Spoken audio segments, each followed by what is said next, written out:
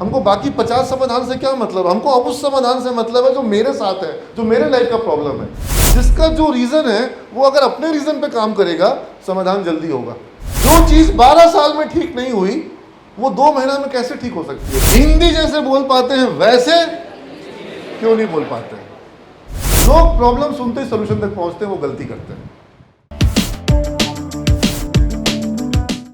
आज का जो दिन था वो हम आज डिसाइड किए थे कि तुम लोगों को हम इंग्लिश को लेकर के एक मेरा 2 स्टेप कॉन्सेप्ट है कि 2 स्टेप में आप अंग्रेज़ी कैसे अपना इम्प्रूव कर सकते हैं। How many of you, anybody who have not studied English language? Everybody has studied English Fairlie? ऐसा कोई है इस क्लास में जिसने अंग्रेज़ी पढ़ी नहीं है? ऐसे हाथ उठा रही हो तुम कि बाल झाड़ रही हो? ऐसे करी तो हम लगे लगता हाथ उठा रही है। हाँ तो हाँ नहीं, मेरा प्रश्न तुम लोगों से मैंने पहले भी पूछा था। I have asked this question when you came for the entrance examination. Question was simple that even after studying English language for last almost 13-14 years or maybe 12 years, तो 12 साल अंग्रेजी पढ़ने के बाद, और वह भी हिंदी व्याकरण से ज़्यादा, आपने व्याकरण ज़्यादा पढ़ा कि ग्रामर ज़्यादा पढ़ा? ग्रामर ज़्यादा पढ़ा। मानते हैं इस बात को? है ना। और वोकैबुलरी में भी जितना मेहनत आपने अंग्रेजी के शब्दों पे किया है उतना मेहनत आपने हिंदी के शब्दों में किया है? नहीं किया। ठीक है। So with all your efforts and 12 years of consistent efforts, the situation stands as of now that you are more comfortable in Hindi language or your mother tongue or the vernacular Indic language, but you are not very comfortable in English language. When it comes to speaking in English, you find it uncomfortable. You are not comfortable the way you are. You are not at ease while speaking in English. So you fumble, you get stuck, and then you look for the correct words, and you are not fluent when it comes to speaking in English or to express yourself in English. Why is it so? Why you are not comfortable the way you are comfortable in Hindi language? What happens over there? What is the problem? What is the reason? Do you need the solution or not? Yes sir, we need solution. तो solution अगर चाहिए, मेरा यहाँ पर यह भी कहना है कि किसी भी लाइफ में प्रॉब्लम अगर आपको है, जैसे ही प्रॉब्लम होती है आपको क्या चाहिए होता है? सॉल्यूशन। मेरा मानना है कि उसमें 2 स्टेप चाहिए। पहला स्टेप, अगर आपको तबीयत सर दुख रहा है तो आप फटाक से दवाई खा लिए। अब कई बार ऐसा होता है कि सर दुखने की दवाई खा ली लेकिन सर दर्द ठीक नहीं हुआ। ऐसा क्यों होता है? 2 स्टेप है, वो 2 स्टेप आपको पहले समझना पड़ेगा। जैसे सर दुख रहा है तो सर कैसा दुख रहा है? आगे की तरफ, पीछे की तरफ, लगातार दुख रहा है, थोड़ा देर दुख रहा है, कितना देर तक दर्द कर रहा है, उसका सीवियरिटी कितना है ना। डॉक्टर के पास जाएंगे तो पूछेगा ना किधर में दुख रहा है। हाँ, वो सीधा सर दर्द पूछ करके दवाई दे देगा? नहीं, वो तो करेगा दुकानदार, सर दर्द का दवाई ये ले लीजिए। अब मालूम पड़ा कि आपको पेट में प्रॉब्लम था और पेट की प्रॉब्लम के कारण सर दुख रहा था, तो फिर वो हो सकता है सर दर्द की दवाई असर, क्योंकि आपको दवाई दूसरी खानी होगी, है ना। तो पहला कि हमारी प्रॉब्लम का सिम्टम्स क्या है, और दूसरा वो सिम्टम आखिर क्यों है। अगर क्यों है पता चल जाएगा तो फिर उपाय सही होगा। जब हमको क्यों पता नहीं होता है और हम गलत जगह उपाय लगा रहे होते हैं तो वो सही परिणाम नहीं मिलता है, क्योंकि आपका प्रॉब्लम है किस कारण से। जब तक उस कारण पे आप असर नहीं करिएगा, आप 50 दवाई, आपको अब मान लो कि कोई वायरस है, अब आप उस वायरस का एंटीडोट खाने के बजाय दुनिया भर का दवाई खाते रहिए, आपको कोई असर होगा? कोई असर नहीं होगा, क्योंकि आपने रूट कॉज पे काम नहीं किया। अब अंग्रेजी के मामले में यही हो रहा है। पहला, हमको अंग्रेजी में चाहिए क्या और हमारी समस्या क्या है, हमको यही नहीं पता है। और दूसरा, वो क्यों है समस्या। अगर ये दोनों चीज़ पता चल जाए तो फिर हम तो उसी पे काम करेंगे ना जो समस्या क्यों है। हम बाकी समाधान पे क्यों काम करेंगे? हमको बाकी 50 समाधान से क्या मतलब? हमको अब उस समाधान से मतलब है जो मेरे साथ है, जो मेरे लाइफ का प्रॉब्लम है। जरूरी नहीं है कि सबका एक ही प्रॉब्लम हो। जिसका जिसका जो जो प्रॉब्लम है वो अपने अपने प्रॉब्लम पे काम करेगा। You are getting my point? सब बच्चे का हो सकता है कि कुछ अलग रीजन हो, जिसका जो रीजन है वो अगर अपने रीजन पे काम करेगा समाधान जल्दी होगा। और अगर तुम काम करोगे सारे रीजंस पर जो तुम्हारे साथ है भी नहीं, तो मालूम पड़ा कि जो तुमको प्रॉब्लम नहीं है तुम उस पर काम कर रहे हो। और यही हो रहा है, यही कारण है कि आखिर इतने साल के बाद भी तुम लोग आज भी वो कंफर्ट लेवल इंग्लिश में, whether in terms of understanding और इन टर्म्स ऑफ राइटिंग और in terms of speaking, you are not able to gardener, you not able to achieve that level of comfort which you should have. इतना समय की जरूरत नहीं है। हम यहाँ पर टारगेट लेते हैं कि ब्रिज प्रोग्राम में स्टूडेंट्स का इंग्लिश ठीक कर देंगे। जो 12 साल में ठीक नहीं हुआ उसको हम 2 महीने में ठीक करने की बात करते हैं। कुछ ज़्यादा है कि नहीं? जो चीज़ 12 साल में ठीक नहीं हुई वो 2 महीना में कैसे ठीक हो सकती है? 12 महीना तो लगाना चाहिए। हाँ? लेकिन मेरा मानना है कि ढंग से अगर 2 महीना लगा दिया जाए तो वो बिल्कुल सही होगी, और 12 साल छोड़ दो 120 साल में सही नहीं होगी अगर ढंग से काम नहीं करोगे। ठीक है? अगर ढंग से काम करोगे तो वो 2 महीना भी काफ़ी है, कोई प्रॉब्लम नहीं है। Solutions are there and we have ample number of examples with which we have seen that it works. जिस समाधान की मैं बात कर रहा हूँ, जिस सोल्यूशन की मैं बात कर रहा हूँ, वह सोल्यूशन काम करता है और उसी परिप्रेक्ष्य में, उसी वातावरण में काम करता है जिस परिप्रेक्ष्य और जिस वातावरण में आप यहाँ आए हैं। यानी वही हिंदी मीडियम बैकग्राउंड, वही गांव का बैकग्राउंड। आप समझ रहे मेरी बात को? तो तुमको क्या लगता है कि क्यों ना उसी पे काम किया जाए, है ना? और वो क्या कुछ वही रहेगा जो कि स्कूल में था, कि वो अलग होना चाहिए? अलग होना चाहिए सर। वही होता तो फिर तो स्कूल में ही काम कर जाता। फिर तो वहाँ क्यों नहीं काम किया? अगर उसी को काम करना है तो मैं तो पोदार सर से जब कभी भी, कई बार मेरा इनसे बहस भी हो जाता है कि जो चीज़ ये बच्चा स्कूल में करके आया है वो चीज़ यहाँ कराने की ज़रूरत नहीं है। हो गया, स्कूल में कराया, सरकारी मीडियम में भी हुआ और जो प्राइवेट स्कूल थे, Hindi medium, English medium, government school, private school, सब में वो हो चुका है। जो स्कूल में हो चुका है हमको उसको दोहराने की ज़रूरत, जो वहाँ नहीं हुआ हमको वही करना है। लेकिन दिक्कत है तुम्हारे साथ दिक्कत है, सर ये तरीका थोड़ी ना है सिखाने का, हम लोग 12 साल से सीख के आए सर, आप नया चीज़ बोलिएगा तो हम अचानक कैसे मान लेंगे?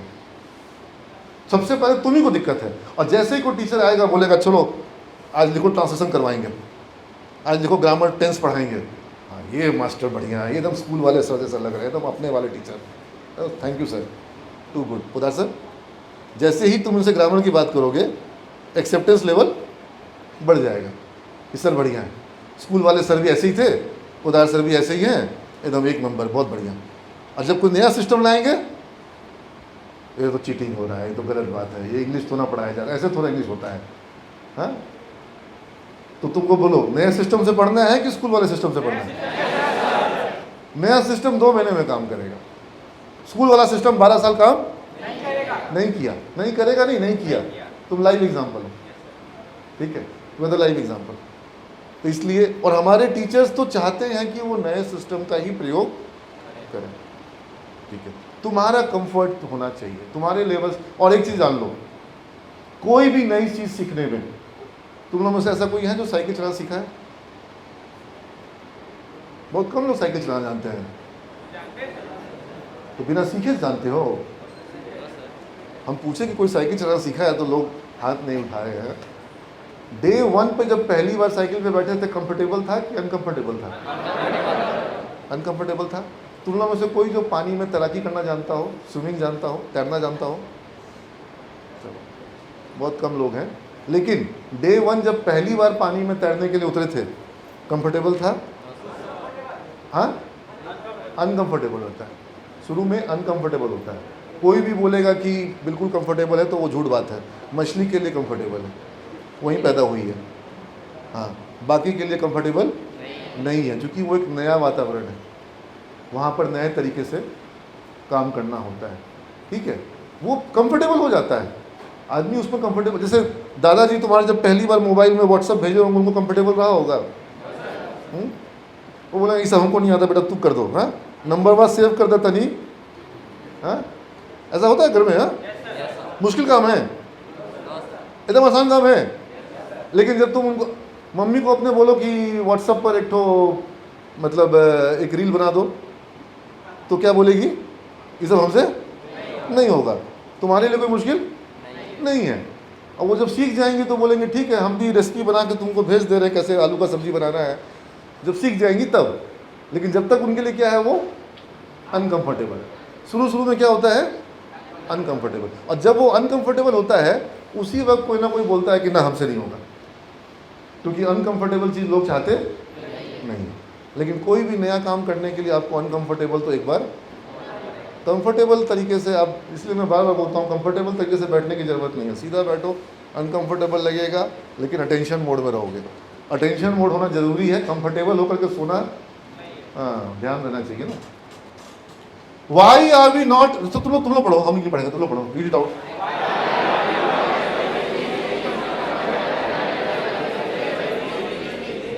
ये सवाल मैं पूछ चुका हूं, ठीक है। ये सवाल महत्वपूर्ण सवाल, क्योंकि ये सवाल का उत्तर अगर तुम खुद से भी खोजोगे तो तुम सही जगह पहुंच जाओगे। सवाल ये नहीं है कि हम अंग्रेजी क्यों नहीं बोल पाते, सवाल दूसरा है। पढ़ा ना आपने, सवाल में अंतर है। ये एक सवाल क्या है?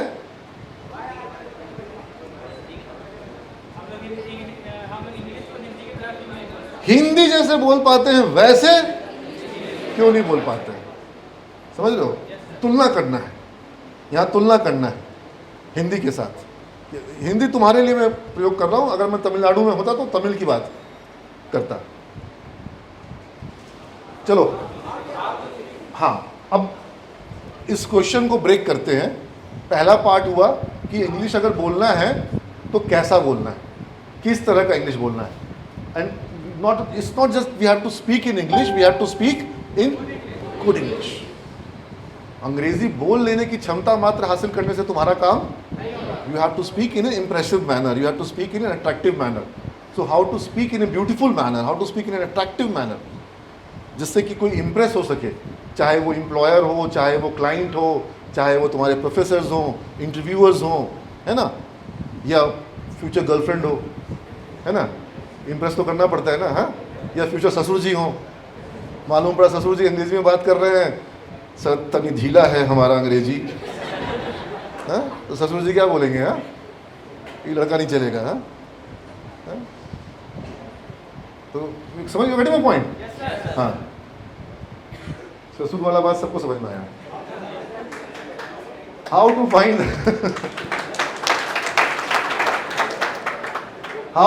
द मैंने कहा था ना कि कोई भी प्रॉब्लम हो, अभी तो हम लोग इंग्लिश की बात कर रहे हैं, इंग्लिश को भी प्रॉब्लम की तरह ले रहे हैं, ठीक है। कोई और दूसरी प्रॉब्लम, कोई तुम्हारी लाइफ की प्रॉब्लम हो, तुम्हारे लाइफ में बहुत सारी प्रॉब्लम आई होगी पहले, और अभी बहुत सारी प्रॉब्लम आनी बाकी है। मानते हो इस बात को? मान के चलो कि प्रॉब्लम तो आनी ही आनी है। अगर जिंदा हो तो प्रॉब्लम आएगी। प्रॉब्लम नहीं आने का दूसरा ही तरीका है, वहाँ शमशान घाट में जो सो गया उसके लाइफ में कोई प्रॉब्लम नहीं है, और जो जीवित है उसके लाइफ में कोई मज़ा है, प्रॉब्लम में मज़ा है, ठीक है, कोई प्रॉब्लम नहीं है। तो लेकिन अगर प्रॉब्लम है तो उसका सॉल्यूशन होगा, लेकिन सॉल्यूशन तक पहुंचेंगे कैसे? सही सॉल्यूशन तक कैसे पहुंचेंगे? लोग प्रॉब्लम सुनते ही सॉल्यूशन तक पहुंचते हैं, वो गलती करते हैं। पहले प्रॉब्लम को एनालाइज करो, प्रॉब्लम आखिर है क्या, और फिर वो है क्यों। दो चीज़ है क्या और है क्यों। ये लेसन मैं तुमको दे रहा हूँ आज सब चीज़ के लिए, सिर्फ इंग्लिश के लिए नहीं। जब भी जो भी चीज़ आएगा, तुम्हारा मार्क्स नहीं आ रहा है, तुमको जॉब नहीं मिल रहा है, तुम सीख नहीं पा रहे हो, तुमको नींद आ जा रहा है, जो प्रॉब्लम हो रहा है, तुमको छोटा प्रॉब्लम बड़ा प्रॉब्लम, तुम उसके दोस्त नहीं बन रहे हैं, तुम्हारे मम्मी पापा बात नहीं विश्वास कर रहे हैं, टीचर्स का प्यार नहीं मिल रहा है, वॉटेवर जो कुछ भी हो, कभी कुछ भी प्रॉब्लम हो, ठीक है, ऐसे ही ब्रेक करना। प्रॉब्लम आखिर क्या क्या है और वो क्यों है, ये एनालाइजिंग करना तुमको। और ये एनालाइजिंग तुम कागज पे करना। कभी किए कागज पे सब एनालाइज? अब तुम लोग प्रोग्रामर बनने आए हो, मैनेजर बनने आए हो, अब तुमको पेपर पे एनालाइज करना शुरू करना होगा। समझ रहे बात को? You need to now analyse your issues on paper, ठीक है। एनालिटिकल ब्रेन बनाना बहुत ज़रूरी है। एक प्रोग्रामर अगर एनालिसिस नहीं सीखेगा तो सॉफ्टवेयर कभी भी बना। एक बिजनेस मैनेजर, एक लीडर जो है वो अगर एनालिटिक्स, और फिर अब तुम जान लो कि मैक्सिमम काम एआई करेगा। ये हायर लेवल थिंकिंग जो है यही इंसान को करना है और यही सीखना ज़रूरी है। और तुम्हारा डिसीजन मेकिंग का टूल सबसे बड़ा तुम्हारा ब्रेन है, उसको भी तुम एक सॉफ्टवेयर की तरह यूज़ कर सकते हो, एक प्रोसेसर की तरह यूज़ कर सकते हो। ये लोग तो कंप्यूटर का प्रोग्राम बनाएगा। आईटी वाले का जॉब थोड़ा इजी है, सफलता भी इजी है। मैनेजमेंट वाले की सफलता बड़ी है लेकिन इजी नहीं है, बड़ी है। वही मैनेजमेंट वाला बैठता है सॉफ्टवेयर कंपनी का मालिक बन करके। जितने सॉफ्टवेयर कंपनी के मालिक है वो कौन है? वो मैनेजमेंट वाले हैं, वो एमबीए वाले हैं। बीटेक और बीसीए वाले जो है वो बेचारे प्रोग्रामर हैं। अभी क्लास में जब कभी आईटी वाला तेज बनेगा तो मैनेजमेंट वाला बोलेगा कि बेटा सीईओ तो हम ही होंगे।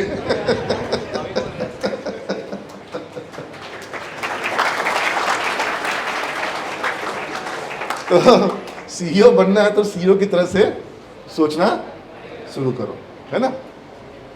Make a diagnosis of the problem, problem का डायग्नोसिस करो, ठीक है। और find the real reason of the problem, कि उसकी असली वजह क्या है। नकली वजह सबको पता होता है, असली वजह तक पहुंचने में थोड़ा सा टाइम लगता है, ठीक है।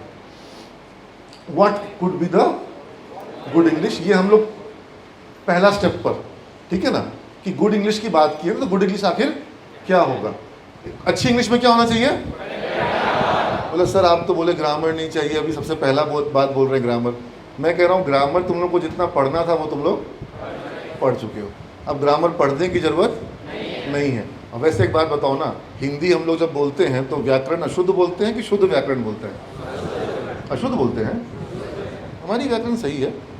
मैं चलता, मैं खाता, मैं बोलता, तुम सुनती, ऐसे बोलते हैं, सही बोलते हैं ना। क्यों सही बोलते हैं? क्योंकि हम लोग व्याकरण पढ़े थे, समझे बात को। लेकिन अगर कोई हिंदी में गलत बोले तो कैसा लगेगा? अच्छा लगेगा? उसको हिंदी का अच्छा वक्ता बोलेंगे। तो जब तुम्हारा ग्रामर गलत होगा तो तुमको इंग्लिश का अच्छा स्पीकर नहीं कहा जा सकता है, ठीक है।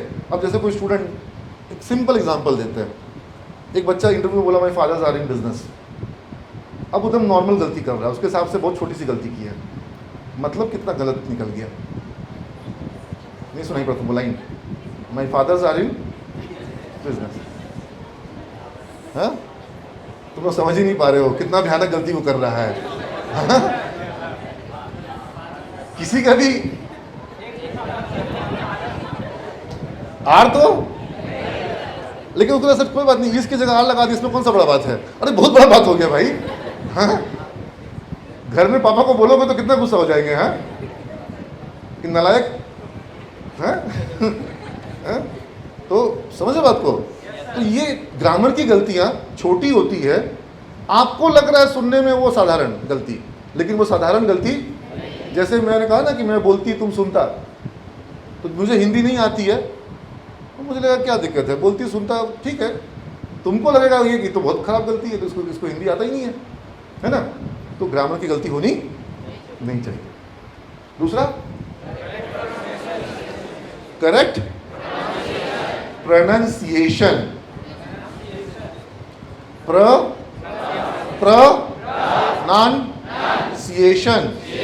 Pronunciation, correct pronunciation.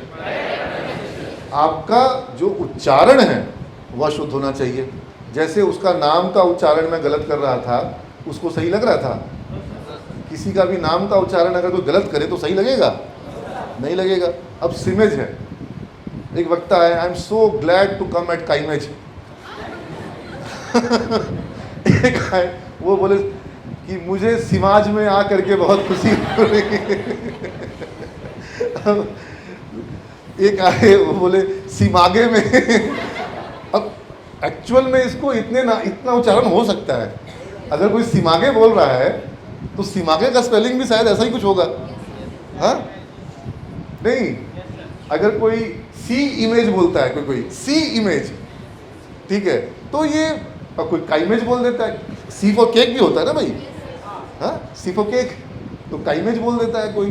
कोई सिमागे बोल देता है, तो हमको तो अच्छा, क्योंकि हम क्या बोलते हैं, हम सिमेज बोलते हैं, तो हमको सिमेज चाहिए, ठीक है।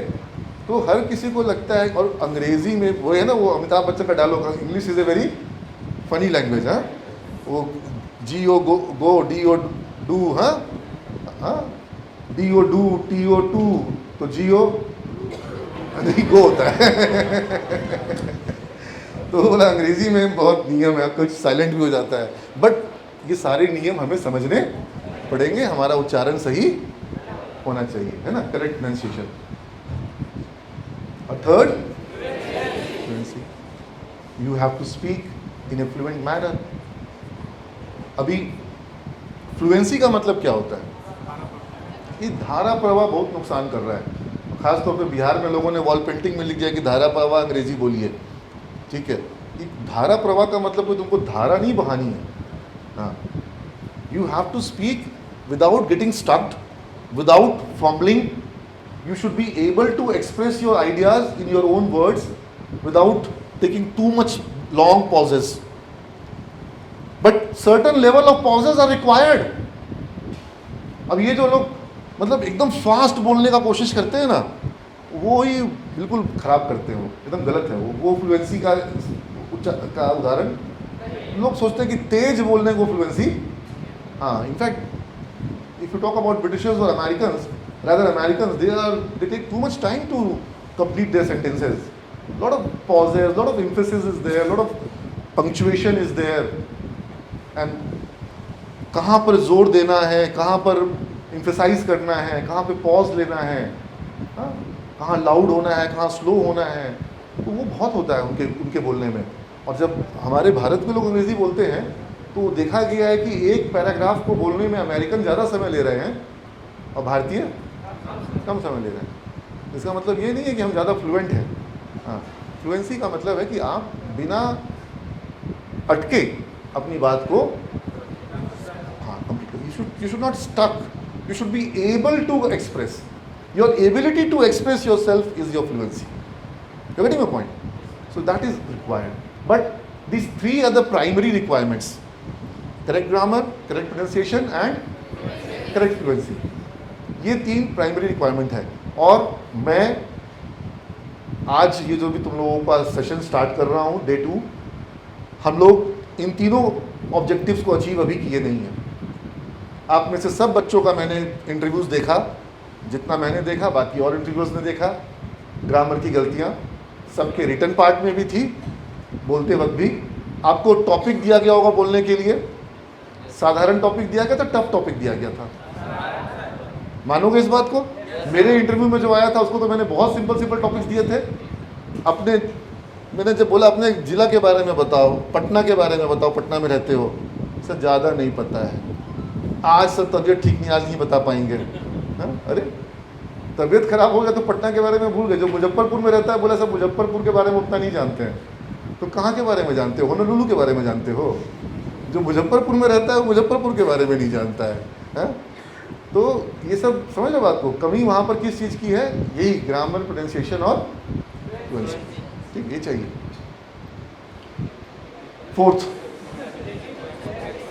ये प्रॉब्लम है, ये प्रॉब्लम है कि नहीं है? इनफैक्ट ये तीनों प्रॉब्लम ऊपर वाली भी है और ये चौथी प्रॉब्लम भी है, ठीक है। जब कुछ बोलना होता है शब्द ही नहीं रहते हैं, ठीक है, इस कारण से नहीं बोल पाते। यही ना प्रॉब्लम के एनालिसिस में यही ना करना पड़ेगा कि आखिर प्रॉब्लम है क्या क्या। ये 3 प्रॉब्लम था, ये चौथा भी है। छठा प्रॉब्लम में क्या लिखा हुआ है, ये समझ पा रहे हैं आप लोग? Voice modulation, whenever you speak there is certain level of modulation in your voice. आप जब बोलते हैं तो आप बिल्कुल फ्लैट पिच पे नहीं बोलते हैं, उतार चढ़ाव होता है आपकी बात में। जैसे पोदार सर आप लोग को सिखा रहे थे सुबह कि गुड मॉर्निंग विश करना है, सिखाया उन्होंने? अब आप जब कभी भी पोदार सर को देखेंगे गुड मॉर्निंग बोलेंगे कि नहीं बोलेंगे? मेरे को बोलेंगे? अच्छा, और बाकी शिक्षकों को? और आपके जब मित्र आपको दिखेंगे उनको भी बोलेंगे, ठीक है। अब होता क्या है, बच्चा मेरे को देखा, तो पहले देखा, फिर थोड़ा उसके अंदर हिम्मत की कमी महसूस हुई कि सर को गुड मॉर्निंग बोले कि नहीं बोले। ठीक है, बोला एक काम करते हैं, बिना बोले चुपचाप निकल लेते हैं, हम दिखाएंगे कि सर को दिखा ही नहीं। अब सर तो देख रहे हैं, क्योंकि हमको तो दिखाई पड़ता है, तो हम तो उसको बुलाएंगे, कम हो गया। हाँ? और उसको पूछ भी सकते हैं कि you are not feeling fit today, आज तुम अच्छा महसूस नहीं कर रहे हो, तबीयत खराब है। हाँ? क्योंकि तुम विश भी नहीं कर रहे हो, तुमको ये भी ध्यान नहीं रह रहा है, तो तुम चाहोगे कि कभी तुमको ऐसा बुला के टोके? तो तुम क्या करोगे? लेकिन विश किया, गुड मॉर्निंग सर। ऐसा करते हैं, बहुत करते हैं, good morning sir. Good morning sir, कितना फ्लुएंसी है, एकदम फास्ट, गुड मॉर्निंग सर। इसमें कुछ भी मॉड्यूलेशन है। अगर वो गुड मॉर्निंग है तो फिर चाहिए गुड मॉर्निंग सर। हो सकता है चेहरे पे भी स्माइल होना चाहिए। अगर कोई बोले गुड मॉर्निंग सर, माने चेहरे पे कब्ज हुआ है, हाँ? लग रहा है कि पेट सुबह साफ नहीं हुआ है, हाँ? और वो किसी को गुड मॉर्निंग विश कर रहा है, तो उसका असर करेगा। हाँ? गुड मॉर्निंग बोलते वक्त वो गुड मॉर्निंग का फील भी तो होना चाहिए। You getting my point? So good morning is just a small phrase, a very common phrase, but that should also have a certain level of modulation. Without modulation, it won't sound like a good morning. You're getting my point or not? Yes, हम जब हिंदी में बोलते हैं तब भी हम उतार चढ़ाव रखते हैं, है ना? और शब्द वही रहते हैं, अर्थ जो होते हैं वो बदल जाते हैं सिर्फ उतार चढ़ाव के कारण। ठीक है, सिर्फ उतार चढ़ाव के कारण। जैसे वो कोई बोल रहा है कि आई लव यू, हाँ? और कोई बोल रहा है आई लव यू, और कोई बोल रहा है आई हेट यू, और कोई बोलता है आई हेट यू। शब्द सेम है, अलग है, मतलब अलग है ना? Getting my point? जैसे अगर मैं बोलूं कि this is my laptop, this is my laptop, this is my laptop, शब्द सेम है, शब्द सेम है, मीनिंग अलग अलग है। ठीक है, मीनिंग अलग अलग है कि ये मेरा लैपटॉप है, यानी कोई और लैपटॉप मेरा, ये मेरा लैपटॉप है यानी किसी और का, ये मेरा लैपटॉप है यानी कोई और चीज। शब्द सेम, अर्थ कैसे बदला? अर्थ मॉड्यूलेशन, मॉड्यूलेशन। तो मॉड्यूलेशन से पूरा का पूरा अर्थ जो होता है वो क्या हो जाता है? जब आप अंग्रेजी बोल रहे होते हैं, whenever you are speaking in English language, are you taking care of the modulation? Usually you are not taking care of the modulation. Many a times you speak in a manner that you are reading from a copy, or supposedly if you are actually reading from a copy or from a book, the way you read it, does it have modulation? Mostly it is not, and you need to have modulation. So this is our another wish list कि हम correct grammar हो, pronunciation सही हो, fluency हो, word power अच्छा हो, और correct modulation हो. Without modulation it will not sound like English. And then not only modulation, we need to have a neutralized accent. Neutralized accent. I want to speak in Angrezi, in English, but my English, you know, I go to school. Where are you going? He is not good. He does my insulty. Insulty word मेरे teacher बोलते थे. हमको लगा इंसल्टी सही में शब्द होगा. हाँ, insult is the word. There is no term called insulty. But Bihar में एक से एक शब्द हैं. और बिहार में क्या, बंगाल में जाओगे तो वहाँ अलग शब्द मिलेंगे, गुजरात में अलग मिलेंगे. हाँ, गुजरात में बोलेगा he is in the hole. Hole नहीं मतलब हॉल. तो साउथ में जाओगे तो वो वहाँ अपने तरीके से उसको चेंज करेंगे. लेकिन जब हम इंग्लिश में बात कर रहे हैं तो अंग्रेजी में एक्सेंट किसका होना चाहिए? हिंदी का एक्सेंट, भोजपुरी का एक्सेंट, बांग्ला का एक्सेंट कि इंग्लिश का एक्सेंट? अरे इंग्लिश का ना भी हो तो कम से कम भोजपुरी वाला मत मिलाओ ना. If you are not mixing your Bhojpuri accent, if you are not mixing your Bangla accent or your Hindi accent, then it's fine. At least it's a neutralized accent. You're getting my point? So no need to speak like a Britisher or a Irish accent or a Scottish accent or UK accent. वो सब बदल अलग अलग है, Scottish और Irish. और अगर Florida side में यूएस में जाओगे तो यूएस में बहुत सारे एक्सेंट्स हैं, अलग अलग एक्सेंट्स हैं. एलए का अलग एक्सेंट, सब जगह का अलग अलग एक्सेंट है. तो हमको उस अलग अलग एक्सेंट से मतलब, हमको सिर्फ किस चीज़ से मतलब है कि हमारी एक्सेंट जो इंग्लिश की हो उसमें हम अपना मगही, मैथिली, भोजपुरी और बज्जिका और अंगिका को मिलाए नहीं. वो अगर नहीं मिला रहे हैं तो बहुत हद तक मामला जो है वो संभला हुआ रहेगा. और नहीं तो सीधा पूछेगा कि कहाँ से हैं बिहार में आप. लोग अंग्रेजी बोल रहे हैं टीवी में, आप समझ जाते हैं कि बिहारी है. क्यों? क्योंकि उसका बिहार का एक्सेंट उसके अंग्रेजी में बहुत ज़्यादा हावी होता है. ऐसा हो सकता है हम सबके साथ हो, थोड़ा बहुत मेरे साथ भी होगा. मैं ऐसा कोई दावा नहीं करता कि मेरा एक्सेंट बिल्कुल न्यूट्रलाइज्ड है, but I do try that when I am speaking in English, I should have a neutral accent. I should not have but then see, the way we speak English, it is influenced by our Hindi. हम जैसे हिंदी में बोलते हैं अक्सर वैसे ही हम अंग्रेजी में बोलते हैं. को थोड़ा कोशिश करना है कि उसका एक्सेंट को हम न्यूट्रलाइज कर सकें. अगर वो कर पाते हैं फिर हमारी अंग्रेजी सुनने में अच्छी लगती है, बेहतर लगता है ना. And basically it's about speaking confidently. अगर ये सारा कुछ आ जाएगा तो कॉन्फिडेंस भी नहीं आएगा, अपने आप आएगा. ये नहीं है इसीलिए कॉन्फिडेंस भी. मानते हो इस बात को? सर ये दे दो, कॉन्फिडेंस अपने आप आ जाएगा, है ना. तो अब हम बात करेंगे रीजंस की, स्टेप 2. ठीक है, रीजंस की बात करें. रीजंस तुम ही लोग बताओ.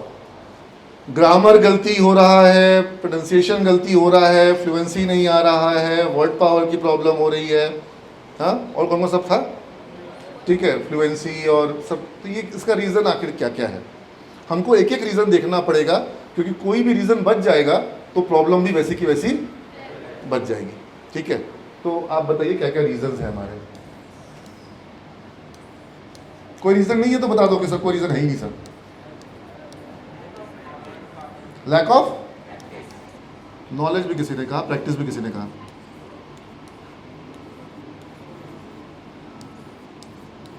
और बोलते जाओ, हम लिखते जाएंगे. हाँ, word power. Word power vocabulary एक ही हो जाएगा.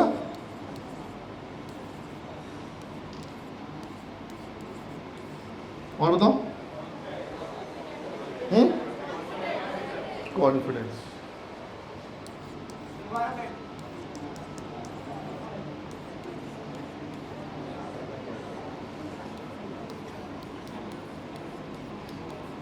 और बोलो.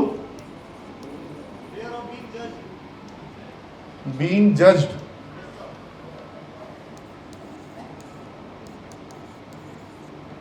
जज्ड मतलब you are fearful that somebody may be judging you. Fear. Yes. Anything else? और कोई कारण? वर्ड पावर लिखा ना हमने, वोकैबुलरी लिखा. हाँ, हेजिटेशन.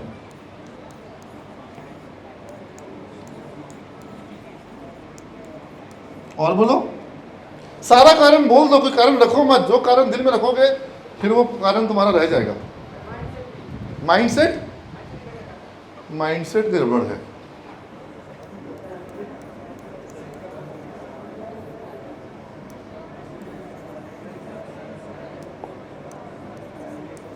हाँ, और बताओ. माइंडसेट और जल्दी बताओ भाई, आपस में कब मत करो, हमको बताओ. नर्वसनेस.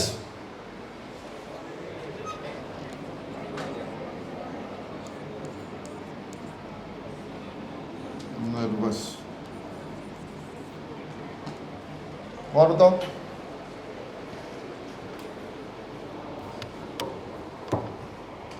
और कोई कारण?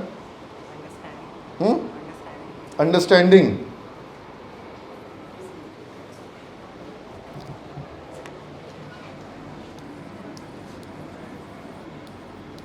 हमको कारण बताओ, अपने फ्रेंड को मत बताओ। अभी कुछ बच्चों ने पहले जो कारण बताए थे वो भी मैं लिख देता हूं। एक बच्चे ने बोला सर हिंदी मीडियम से पढ़े हैं इसलिए नहीं हो पाया है। ठीक बोला उसने?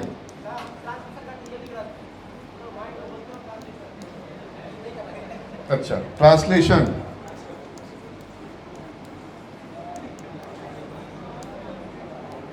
और बोलो, प्रोनाउंसिएशन, ये तो प्रॉब्लम है। दो लिख दिया बेटा हमने, मैंने हेजिटेशन लिखा ना। हाँ,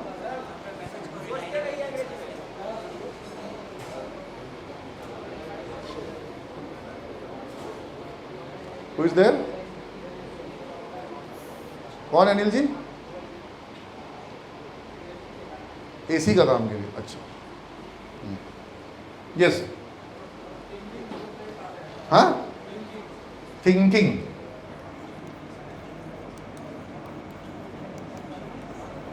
थिंकिंग,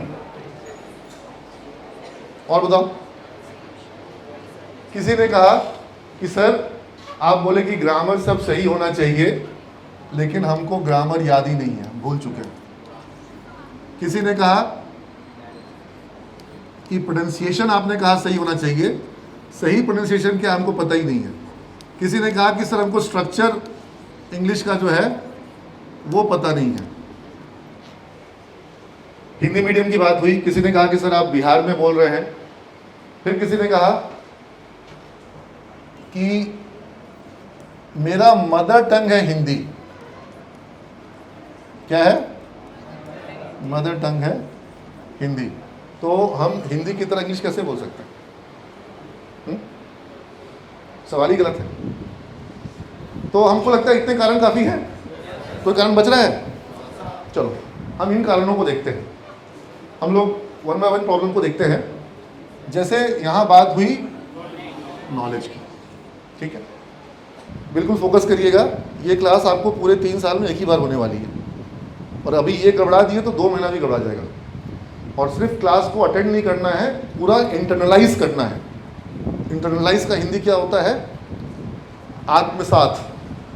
आत्म मतलब इस चीज़ को पूरा अपने अंदर महसूस करना है, हर बात को, और जब महसूस करोगे तब तुम उसको आत्मसात कर पाओगे और तुम उसको फिर अपने ऊपर लागू कर पाओगे और कन्विक्शन बिल्ड कर पाओगे, ठीक है। सो नॉलेज की बात निकल के आई। क्या तुम्हारे को अंग्रेजी का जितना नॉलेज दिया गया है उस नॉलेज से तुम्हारा काम नहीं हो सकता है? तो फिर उतना ही नॉलेज जब किसी और बच्चे को दिया गया तो उसका काम कैसे हो गया? क्या ऐसा नहीं था कि स्कूल में बच्चे क्लास 5th 6th में बोल रहे हैं, बिहार में भी अच्छे स्कूलों में बच्चे बोल रहे हैं कि नहीं बोल रहे हैं? क्या उनको ज़रा ज़्यादा नॉलेज दे दिया गया? क्या उनके सिलेबस में सीबीएसई ने ज़्यादा अंग्रेजी डाल दिया है? ऐसा कुछ है क्या? क्या बिहार बोर्ड ने सीबीएसई से बहुत कम अंग्रेजी रखा है? तो ऐसा नॉलेज के लेवल पर बहुत कमी वाली बात नहीं है। इसलिए तुम अगर यह मानते हो कि तुम्हारे पास डेफिशिएंसी है बहुत नॉलेज का, तो यह फैक्ट नहीं है। जितना नॉलेज उन लोगों को मिला जो अंग्रेजी का प्रयोग कर पा रहे हैं, those who are able to speak in English language, they are also having रफली अराउंड सिमिलर नॉलेज, रफली अराउंड सिमिलर। बट बिकॉज क्योंकि हम हर बच्चे का एकदम नहीं कह सकते हैं कि ना कि इसका नॉलेज इसका एकदम बराबर एग्जैक्टली ऐसा कुछ तौल तो हम नहीं सकते हैं। लेकिन आई एम जस्ट सेइंग कि आप नॉलेज को एकदम से कंपैरिजन आप ये कह सकते हैं कि हाँ लगभग सबका बराबर है, ये सुनो, क्योंकि सबके सिलेबस में लगभग उतना ही था, है ना। और इस क्लास में हो सकता है किसी का ज़्यादा नॉलेज हो, किसी का थोड़ा कम नॉलेज हो, लेकिन बोलने के मामले में सबको प्रॉब्लम है। ये सुनो, जिसको थोड़ा ज़्यादा है वो भी कम, उसको भी दिक्कत है कि नहीं है। जो एकदम थॉरली 12th इंग्लिश मीडियम से करके आया है, आधे बच्चे यहाँ वो हैं जो कि 10th तक सर सीबीएसई था, उसके बाद चले गए थे बिहार बोर्ड में, है कि नहीं यहाँ पे ऐसे बच्चे? हाँ, और बहुत से ऐसे भी हैं जो कि थॉरली सीबीएसई बोर्ड में थे, इंग्लिश मीडियम में थे, लेकिन अंग्रेज़ी नहीं बोल पाने की दिक्कत जो है वो सबको है, सीबीएसई वालों को भी है और बिहार बोर्ड वालों को भी है। और जिन स्कूलों में नहीं है वहाँ क्यों नहीं है, यह भी सोचने वाला पॉइंट होगा, उससे भी हमें समाधान मिलेगा।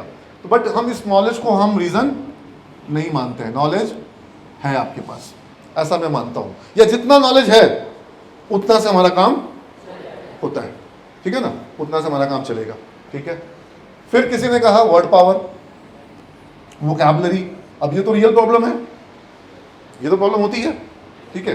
Now I am speaking, interacting with all of you from last 2 days, and every time I switch over to English, whenever I speak in English, are you guys able to understand me or not?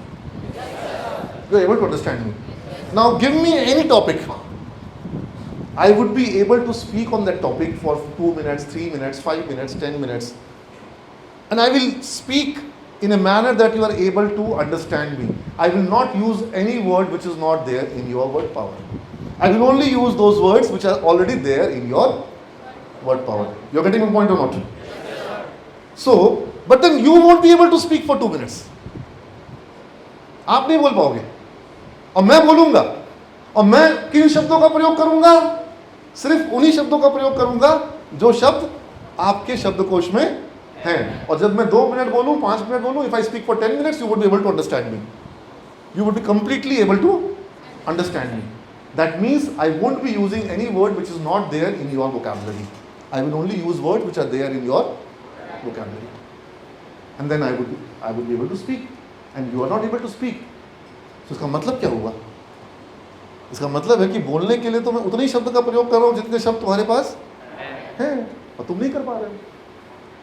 Problem यहाँ पर word power की नहीं है। जितना word power तुम्हारे पास है उतना का तुम प्रयोग नहीं कर पा रहे हो। प्रॉब्लम ये है, दिल्ली जाने के लिए गाड़ी में पेट्रोल डीजल लगेगा नहीं लगेगा? लगेगा, ठीक है। लेकिन तुम्हारी गाड़ी में उतना तेल है ही नहीं कि तुम दिल्ली जा सको, तो तुम क्या करते हो? रुके हुए हो कि सर दिल्ली जाने लायक तेल नहीं है सर, जा ही नहीं सकते। अरे बेटा, गाड़ी लेके आगे बढ़ोगे तो पेट्रोल पंप मिलेगा ना, फिर और पेट्रोल आएगा। तो मेरा एक बड़ा सिंपल कहना है, there are 3 or 4 types of word power. First, वो शब्द जो तुम्हारे शब्दकोश में है और जिनका तुम प्रयोग कर पाते हो, ठीक है। दूसरा, वह शब्द जो तुम्हारे शब्दकोश में हैं लेकिन तुम उनका प्रयोग नहीं कर पाते हो। ऐसे शब्द हैं कि नहीं है? ऐसे बहुत से शब्द हैं, इनको तुम कह सकते हो बेवफा शब्द। तो ऐसे बेवफा शब्द बहुत हैं जिनको तुम जानते हो, जिनका अर्थ तुमको पता है, लेकिन समय पे तुम उनका प्रयोग नहीं कर पाते हो। कई बार बच्चा बोलता है सर जस्ट मुँह से अभी था सर, अभी आया था, दिमाग से निकल गया सर, ऐसे वो बोलते हैं। तो उसका मतलब है कि उनको पता है लेकिन उनको समय पर वो शब्द साथ नहीं देते हैं। ऐसे बेवफा शब्द। अब पहला वाला कैटेगरी में ज़्यादा शब्द है, दूसरे वाला कैटेगरी में ज़्यादा शब्द है? दूसरा सर, वफादार शब्द कम है, बेवफा शब्द ज़्यादा है, ठीक है। तीसरा वो शब्द हैं जो तुम्हारे वर्ड पावर में नहीं हैं और तुम उनको यदा कदा यहाँ वहाँ पढ़ते रहते हो या सुनते रहते हो और तुमको लगता है कि यार तो बड़ा मुश्किल है, इतना शब्द तो मेरे पास नहीं है, और उनको लेकर तुम परेशान होते रहते हो कि सर इसके बिना तुम कैसे बोलेंगे, ठीक है। जबकि काम तुम्हारे 1 और 2 से हो जाएगा, वफादार और बेवफा। तीसरा वाला जो है वो तुम समझ लो आलिया भट्ट है, जो तुम्हारे चक्कर में तुमको पढ़ना ही नहीं, तुमको नहीं समझ। नई बात, एक होता है ना कि जिससे तुम्हारा विवाह होगा, और एक जिससे तुम्हारा विवाह हो सकता था, लेकिन अब तुम आलिया भट्ट के चक्कर में पड़ोगे तो कोई केस है ही नहीं, है ना। बट छोड़ो, गलत एग्जाम्पल हो जा रहा लगता है। सिंपली समझ लो, your words which are there in your command, your words which are there with you but not in your command, and words which are not in your command and not there with you but good words. And then there is a fourth category. Fourth category, those words are there which you don't require to command.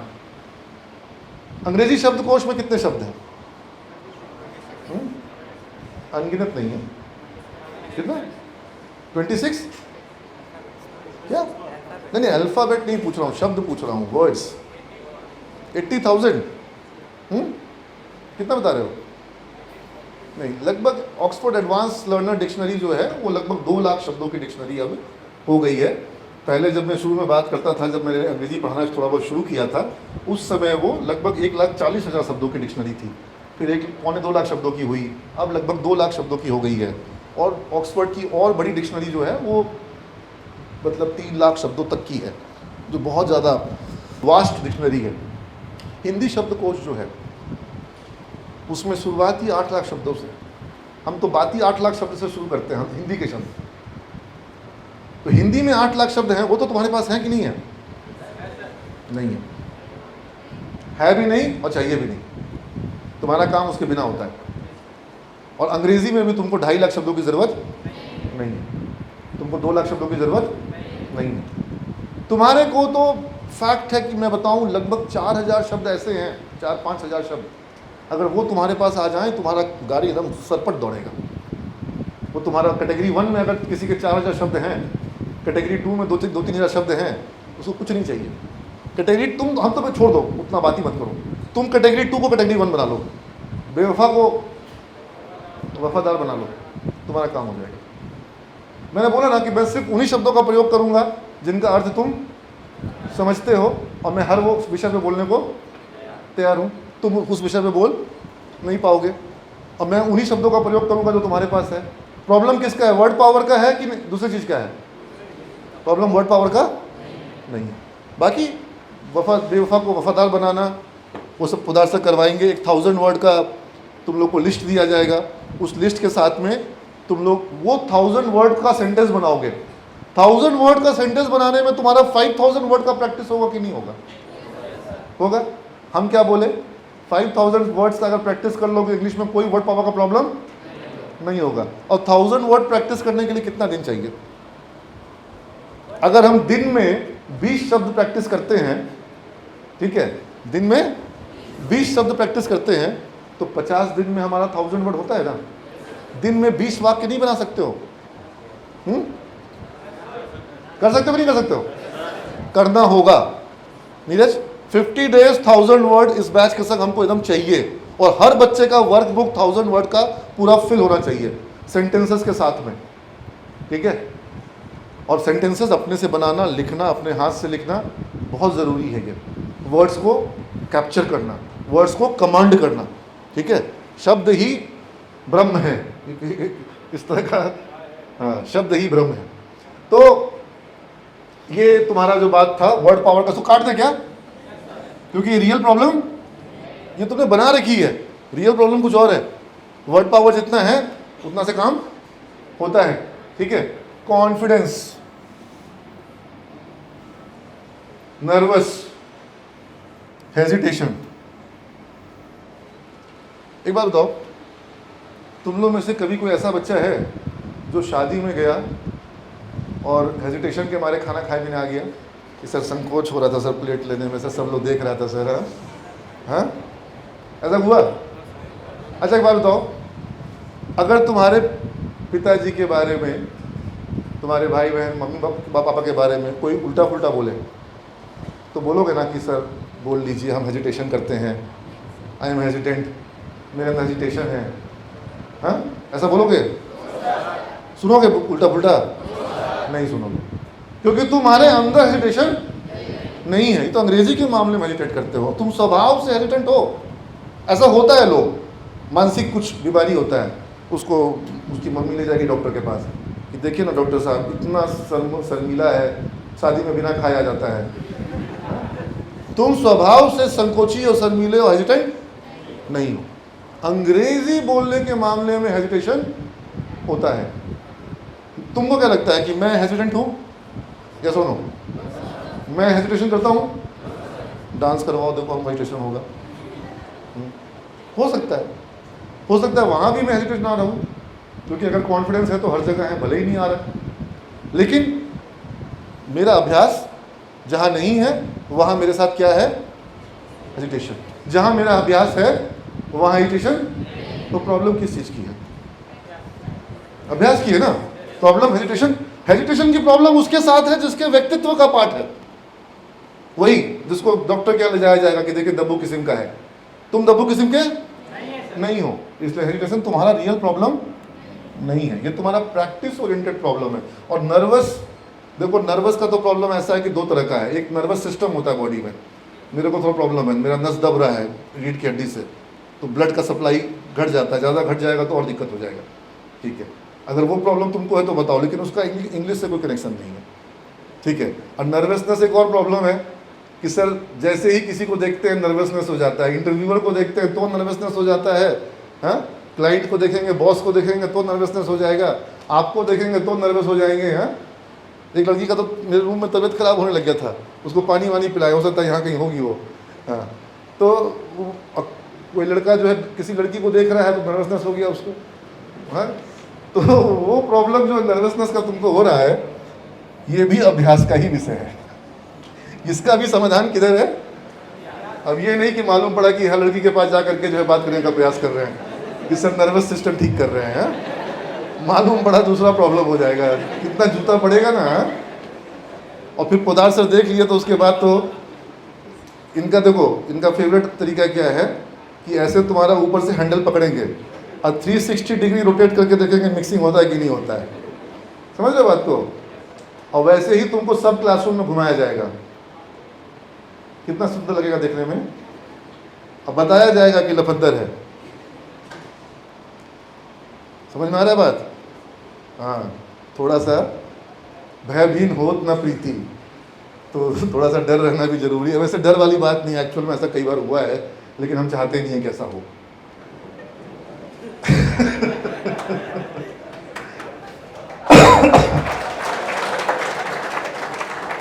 ये पहला batch है जिसको डरा रहे तो ताली बजा रहा है।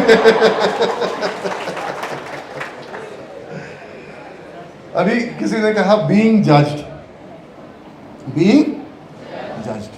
सो तुमको बीइंग जज से प्रॉब्लम नहीं है, you want to be judged, but you are having problem with fear. तुमको डर का प्रॉब्लम है, ठीक है। डर का प्रॉब्लम क्या है कि जैसे मैंने तुमको कहा ना कि जज, अब वो स्टेज पर आजकल वो डांस इंडिया वाले प्रोग्राम्स होते हैं ना बहुत सारे, ठीक है, उसमें कुछ जजेस बैठे रहते हैं, ठीक है। अब कोई उसमें कंटेस्टेंट है तो उसको जब बोला जाएगा कि तुमको परफॉर्म करना है तो उसको डर लगेगा। क्या डर लगेगा? कि बाकी लोग कैसा करेंगे, क्या मैं बाकी लोगों से अच्छा करूँगा कि नहीं करूँगा, उसने इतना अच्छा किया, मेरा उतना अच्छा होगा कि नहीं होगा। ऐसा सोचेगा जब वो, तो उसका परफॉर्मेंस अच्छा होगा खराब होगा? खराब होगा। यानी दूसरे का सोचोगे तो तुम्हारा परफॉर्मेंस खराब हो जाएगा। उसको क्या सोचना चाहिए? दूसरे से मतलब नहीं होना चाहिए। किससे मतलब होना चाहिए? अभी वो क्या सोचेगा कि लास्ट टाइम जो हम डांस किए थे आज उससे बेहतर करेंगे कि नहीं करेंगे, क्या हम लास्ट टाइम जितना अच्छा कर पाएंगे। ऐसा सोचेगा जब वो, तो उसको डर लगेगा कि कहीं मेरा जितना पहले अच्छा होता था उतना अच्छा आज होगा कि। ऐसा सोचने से क्या होगा? परफॉर्मेंस अच्छा हो जाएगा खराब हो जाएगा। यानी ये भी सोचने की ज़रूरत। अच्छा, उस दूसरे का नहीं सोचा, अपना नहीं सोचा, वो जज के बारे में तो सोचेगा कि जज को कैसा लगेगा, जज क्या बोलेंगे। जब वो जज के बारे में सोचेगा तो उसका परफॉर्मेंस बेहतर हो जाएगा खराब हो जाएगा? खराब हो जाएगा, खराब हो जाएगा। आपको किसी जज के बारे में, किसी ऑडियंस के बारे में, किसी कंटेस्टेंट के बारे में, अपने ही पहले के परफॉर्मेंस, अपने किसी परफॉर्मेंस के बारे में आपको सोचने की जरूरत नहीं। Don't bother about these things, just focus on the moment, just focus on enjoying what you are doing. आप तेंदुलकर जब गेम खेल रहा होता है तो वो पिछले मैच के बारे में और किसके क्या रिकॉर्ड के बारे में सोचेगा तो गड़बड़ा जाएगा। जब जब तेंदुलकर ने 90s में जाकर के सेंचुरी के बारे में सोचा, गड़बड़ा गया। क्या सुनो? और जब कुछ नहीं सोचना है, बस खेलने पे ध्यान देना है, तब कोई दिक्कत समझो बात को। तो ये बीइंग जज जिसने भी बोला, don't bother about being judged, just focus about your own performance and enjoy the. supposedly I am standing over here in front of you, actually I am standing in front and speaking in front of you. Should I bother about how you are judging me, how Podar sir is judging me, how the cameraman is judging me? Should I bother about these things, or should I just speak the way I speak? मेरे को सिर्फ और सिर्फ enjoy करना चाहिए ना। यहाँ पर जब मेरे को पढ़ाते हुए इंजॉय करना चाहिए, तुमको भी पढ़ते हुए क्या करना चाहिए? तुमको अंग्रेजी बोलते वक्त क्या करना चाहिए? इंजॉय। कभी कभी मौका मिलेगा, क्लास में खड़ा कर दिया जाएगा बोलने के लिए, पूरी क्लास सुन रही होगी, that is your moment of glory. वो तुम्हारा एक एंजॉय करने का मोमेंट है। अच्छा बुरा का टेंशन, कौन यहाँ पे 30 मार खा है, सब वैसे ही है। समझ रहे हो बात को? किसी को 30 मार खा मानने की जरूरत नहीं है। हाँ, अपना बस एंजॉय करो, और जो जहाँ से है वहाँ से ग्रो करेगा। कछुआ भी रेस, हंसते तो खरगोश को, उससे कोई फर्क नहीं पड़ता है। तो आई थिंक ये बीइंग जज वाला जो पॉइंट है, डरते हैं लोग, और डरने के कारण ही लोग हेजिटेट करते हैं। जहाँ डर नहीं है वहाँ देखो कितना अंग्रेजी निकलता है। किसी को वो बोला इंडिया में लोग अंग्रेजी शराब पीने के बाद ज़्यादा बोलते हैं तो उसका डर निकल जाता है। ऐसा तुम लोग अब ये नहीं बोल रहे हैं बिहार में कि क्लास में मालूम पड़ा स्पोकन इंग्लिश क्लास में सबको एक एक टॉपिक दे दिया गया अब बोलो अंग्रेजी। There is no connection, no need to, there is no such connection. ठीक है, उल्टा जो सही बोलने वाला है वो भी हो सकता है कि फिर गलत बोलने लग जाए। हाँ, ये बीइंग जज जो है और ये फियर, फियर का फुल फॉर्म है false, false, F for false, E for experience, false experience, A for appearing, R for real, false experience appearing real, fear, false experience appearing real. जो हुआ ही नहीं है वो लगता है हो जाएगा, भूत आ जाएगा। भूत इज व्हाट? हाँ, भूत is false, false experience appearing. Sir हम नहीं बोलते अंग्रेजी में सर, सब लोग क्या सोचेगा सर, लड़की लोग भी क्लास में है सर, इज्जत खराब हो जाएगा सर। अरे तुम्हारा कभी खराब हुआ इज्जत? अच्छा इज्जत है भी तुम्हारा कितना है तो क्या चीज के लिए डर रहे हो? कौन सा इज्जत लेकर के आए हो? अकबर के बारे में कुछ तो तुम क्या हो? इसलिए ज़्यादा ये सब टेंशन लेने की जरूरत नहीं है, ये सबसे कोई फायदा नहीं है। अब बोला माइंडसेट ही नहीं है, नहीं बेटा माइंडसेट नहीं था तो समझ में आए क्यों? हाँ, अगर तुम्हारा माइंडसेट ही अंग्रेजी बोलने वाला नहीं है, तुम्हारे दिमाग में ये बात ही नहीं आती कि अंग्रेजी बोलना है, तो फिर तुमको कोई दुनिया की कोई ताकत तुमको अंग्रेजी बुला सकते हैं? यमराज भी आके बोलेगा कि बोल बेटा, तो बच जाओगे, तो तुम नहीं बोलोगे। हैं? तो माइंडसेट तो तुम्हारा एकदम क्लियर होना चाहिए ना। और हम ये मानते हैं कि तुम समझ में आए हो तो तुम्हारा माइंडसेट है। ये माइंडसेट तो होना चाहिए। अगर तुम्हारा ये दिमाग में एटीट्यूड है ही नहीं कि अंग्रेजी बोलना है, फिर कुछ नहीं हो सकता है। जिस बच्चे ने भी बोला सही बोला है। बिहार में बहुत लोग का माइंडसेट ही नहीं है। हम लोग एक बार बहुत बड़ा जॉब फेयर करवाए, मुख्यमंत्री आए थे एसके मेमोरियल हॉल में। नीचे हम लोग उसका हॉल है उसमें इंटरव्यू ले रहे थे, भीड़ बहुत ज़्यादा थी। मैंने बोला भीड़ को संभालने के लिए, क्योंकि कंपनियाँ आई हुई थी, विप्रो थी, IBM थी, रेडियो मिर्ची था, एयरटेल था, बहुत सारे कंपनियों को हमने बुला रखा था, हमारे स्टॉल्स में पवेलियन में थे। तो हमने कहा एक काम करिए, जितने लोगों को अंग्रेज़ी आती है, कंप्यूटर आता है, वो लोग इधर आ जाओ, उनका अलग इंटरव्यू होगा।